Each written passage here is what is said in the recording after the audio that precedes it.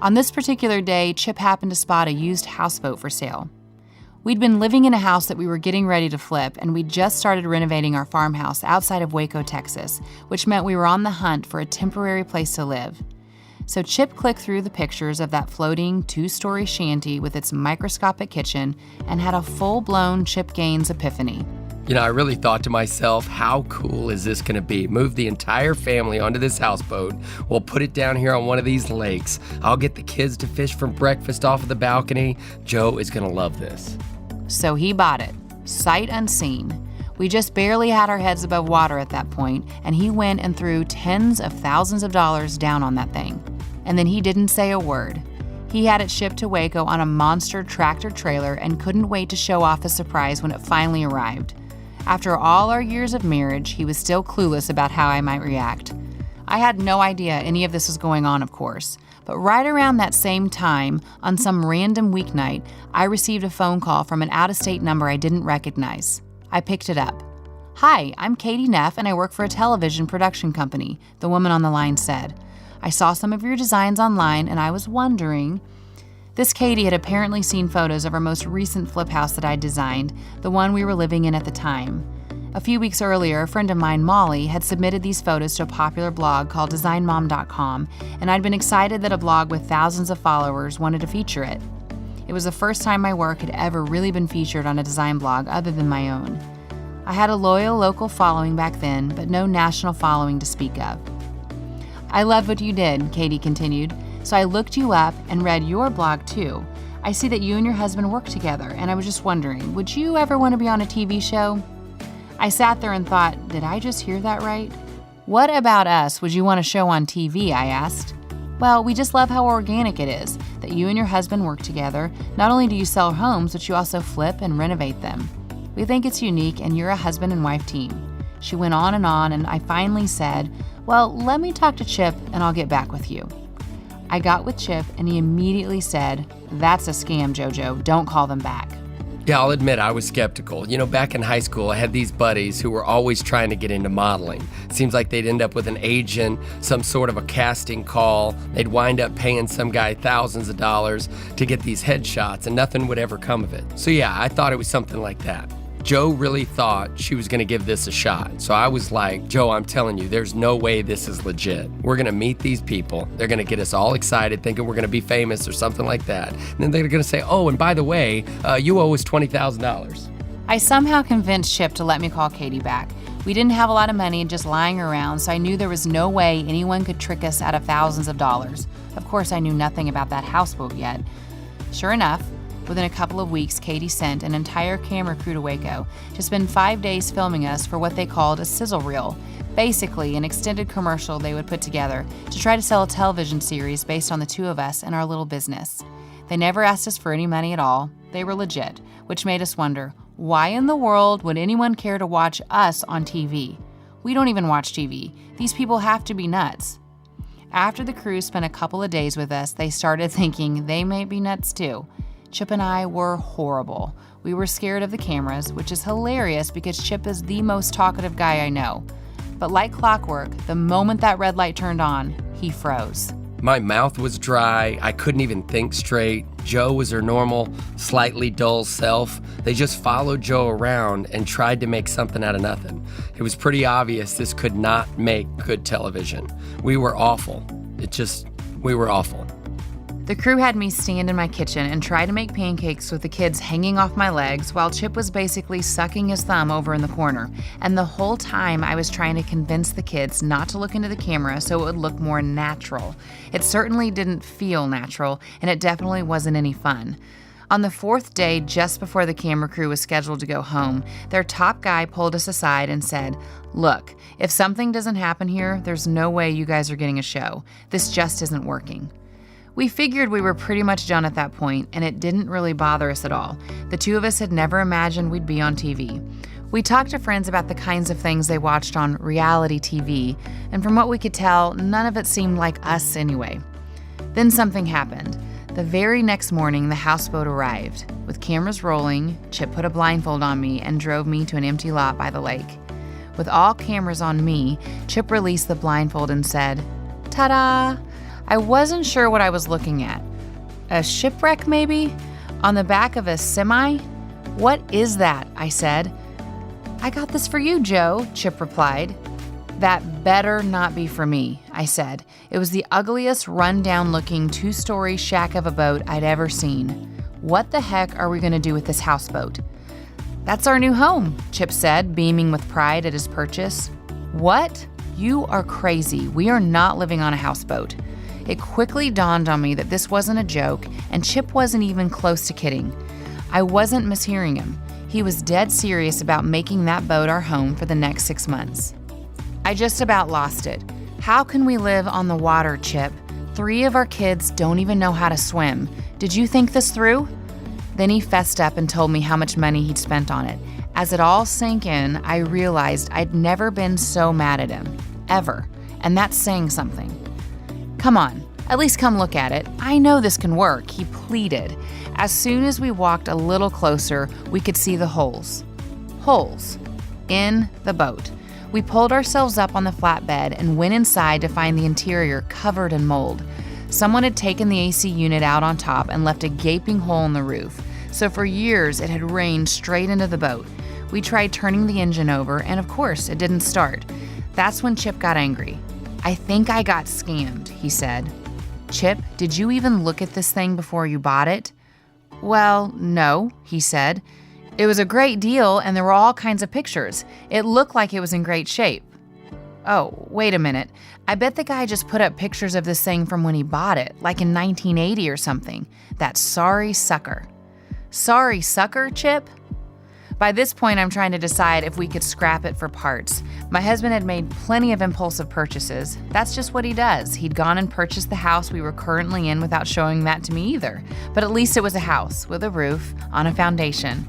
I'd gone along with it, as I always do, and over time I'd come to love that quirky shoebox of a house. We had worked hard to make it our home. In fact, that house is where I'd had my epiphany about truly owning the space you're in, a moment I'll share with you later, and where I designed the kids' rooms that landed on the blog and caused the producer to call. I was already pretty upset that we were going to have to leave the house behind in a few months, but to think that we might have to move into this thing was just too much. You need to return it, I said. It's paid for, Chip said. It's done. I bought it as is. Excuse me, semi-driver, I yelled at the man in the front seat. I need you to hook that thing back up and take it back where it came from. Chip made it clear to me that once he made a deal, fair or not, that thing was ours now. By that point, the cameras had totally disappeared to both of us. We just completely forgot they were there. Chip's arms were flailing around as he circled the boat, tallying up the problems he could find. My arms were flailing as I yelled at him for buying that dumb thing without talking to me first. When I finally calmed down, I saw how disappointed he was and how bad he felt. I decided to take a deep breath and try to think this thing through. Maybe it's not that bad, I said. I think I was trying to cheer myself up as much as I was trying to console Chip. If we fix up the interior and just get it to the point where we can get it onto the water, at least maybe then we can turn around, sell it, and get our money back. Over the course of the next hour or so, I really started to come around. I took another walk through the boat and started to picture how we could make it livable, maybe even kind of cool. After all, we'd conquered worse. We tore a few things apart right then and there, and I grabbed some paper and sketched out a new layout for the tiny kitchen. I talked to him about potentially finishing an accent wall with shiplap, a kind of rough textured pine paneling that fans of our show now know all too well. Shiplap? Chip laughed. That seems a little ironic to use on a ship, doesn't it? Ha ha, I replied. I was still not in the mood for his jokes, but this is how Chip backs me off the ledge with his humor. Then I asked him to help me lift something on the deck, and he said, "Aye, aye, matey," in his best pirate voice, and slowly but surely, I came around. I can't believe I'm saying this, but by the end of that afternoon, I was actually a little bit excited about taking on such a big challenge. Chip was still deflated that he'd allowed himself to get duped, but he put his arm around me as we started walking back to the truck. I put my head on his shoulder, and the cameras captured the whole thing. Just an average roller coaster afternoon in the lives of Chip and Joanna Gaines. The head cameraman came jogging over to us before we drove away. Chip rolled down his window and he said sarcastically, "How's that for reality TV?" We were both feeling embarrassed that this is how we had spent our last day of trying to get this stinking television show. Well, the guy said, breaking into a great big smile, if I do my job, you two just landed yourself a reality television show. What? We were floored. We couldn't believe it. How was that a show? But lo and behold, he was right. That rotten houseboat turned out to be a blessing in disguise. Over the course of the next 5 months, the production company's head of development, Patrick Jager, championed our show tirelessly until HGTV decided we were just what they wanted. Apparently, one of the big selling points was the authenticity we'd shown during that humbling afternoon. We couldn't have scripted it even if we tried. There was something about Chip's impulsiveness, his riskiness, combined with my reaction to his riskiness and the way we worked it out as a couple that landed us the show. A few months later, the cameras were back, and Fixer Upper was born. Our quiet little lives turned completely upside down as our life's work became a hit TV show. After years of toiling away, semi-anonymously here in Waco, trying to make ends meet while designing our clients' dream homes and doing our best to raise our 4 kids right, our world changed in a way that was much different than either of us could have ever imagined. Now that we've had some time to reflect on it, it's as if our whole lives had been preparing us for this experience. We didn't know it at the time, but it's as if the seeds have been planted long ago. Have you ever looked at the bud of a magnolia flower? It's a tight little pod that stays closed up for a long time on the end of its branch until one day, out of nowhere, it finally burst open into this gigantic, gorgeous, fragrant flower that's 10 times bigger than the bud itself. It's impossible to imagine that such a big, beautiful thing could pop out of that tiny little bud, but it does. And that's sort of what getting discovered and sharing our lives on Fixer Upper feels like to us. We never could have imagined being on TV together, touching the lives of so many people, especially back when we were 2 broke newlyweds sleeping on the floor of our 800 square foot house while we renovated it, or when I first opened and then I had to close my little magnolia shop on Bosque Boulevard. I have to wonder, though, if it was just a happy coincidence that we decided to name that shop Magnolia, or was it something more? Because it's staggering to think just how much it has blossomed. As we finished up writing this book, HGTV was airing the 3rd season of Fixer Upper, and we'd started filming seasons 4 and 5. And that's only part of the excitement. Thanks to the show's popularity, we outgrew our beloved little shop on Bosque. In 2015, to make room for all of our new customers, we moved the shop into a converted early 20th century cotton oil mill. Our new property is marked by 2 giant, rusty, abandoned silos in the heart of downtown Waco, easy to spot from miles away. It's a place where we're proud to welcome our out-of-town visitors. To get how exciting this is for us, you have to understand where it all started. A little shop, 1 employee, and a shop girl who is happy to see 8 customers a day. The reality that thousands of visitors are coming to our town to experience Magnolia Market at the silos is not only an honor, it's one of the single greatest accomplishments of our careers.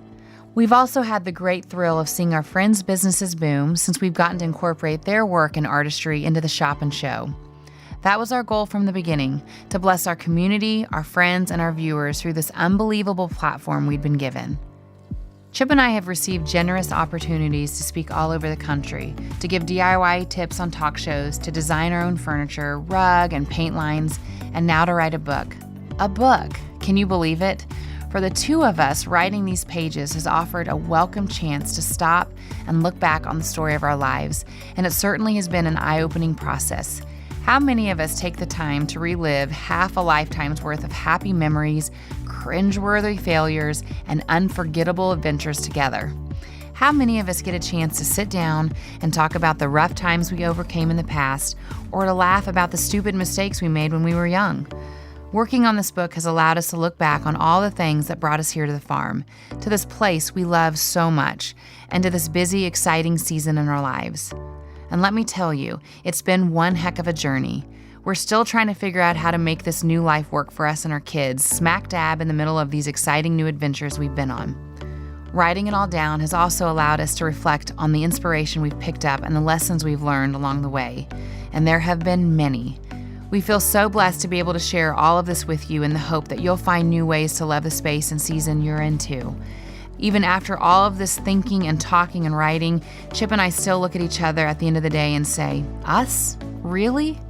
Honestly, we're still pretty baffled as to why people seem to like watching the 2 of us be us on national TV, because these are the same old things we've been doing since the very day we met.